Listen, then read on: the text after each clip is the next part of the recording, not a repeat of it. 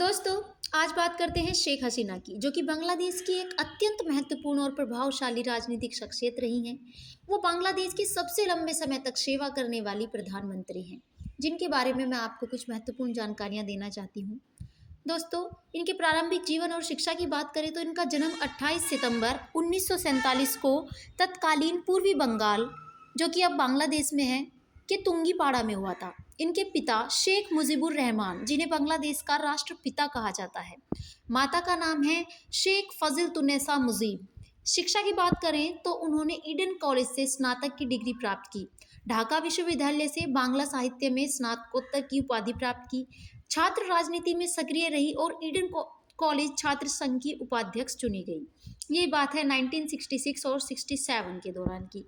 इनका विवाह हुआ 1968 में एक परमाणु वैज्ञानिक M.A. जावेद से।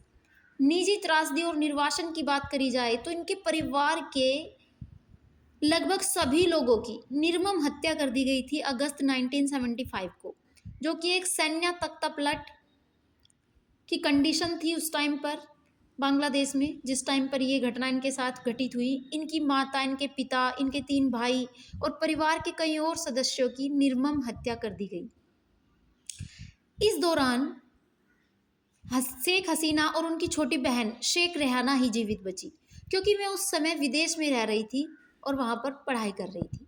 भारत में शरण मिली इनको इनके परिवार के खो जाने के बाद। हमारे देश की तत्कालीन प्रधानमंत्री इंदिरा गांधी के नेतृत्व में भारत में इन्हें शरण मिली और वे 1981 तक निर्वासन में रही।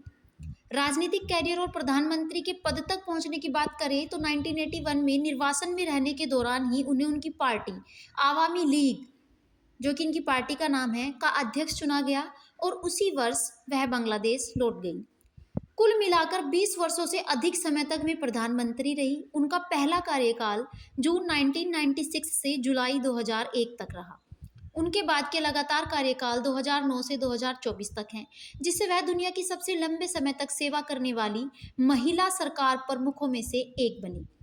विपक्ष के नेताओं की अगर बात की जाए तो उन्होंने 1986 और 1990 और 1991 और 1995 के बीच विपक्ष की नेता के रूप में भी कार्य किया। शासनकाल में विकास की बात की जाए तो उनके नेतृत्व में बांग्लादेश की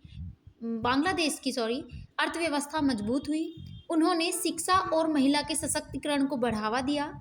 भारत के साथ सुरक्षा, सीमा प्रबंध और व्यापार जैसे मुद्दों पर संबंधों को मजबूत किया। सत्ता से पतन और कानूनी चुनौतियों की बात की जाए तो 2024 में जुलाई अगस्त 2024 में छात्र आरक्षण विरोधी आंदोलन के हिंसक हो जाने के बावजूद उन्हें इस्तीफा देना पड़ा और देश छोड़कर जाना पड़ा। छात्रों के विरोध प्रदर्शनों की श्रृंखला के बाद एक सैन्य तख्तापलट हुआ, जिससे उनकी सरकार को समाप्त कर दिया गया और हाल ही में नवंबर 2025 में उन्हें सजाए मौत की सज़ा सुनाई गई है, जो कि बांग्लादेश के अंतर्राष्ट्रीय अपराध न्यायाधिकरण ICT ने सुनाई है। उन्हें मानवता के विरुद्ध अपराध के आरोप में मौत की सज़ा सुना दी गई है। यह फैसला उनकी गैर मौजूदगी में हुआ है, क्योंकि वे इस समय भी भारत में ही शरण लिए हुए हैं। तो दोस्तों, जानकारी अच्छी लगी हो तो प्लीज़ वीडियो को शेयर कीजिए और हमारे चैनल को सब्सक्राइब कीजिए। Thank you for watching.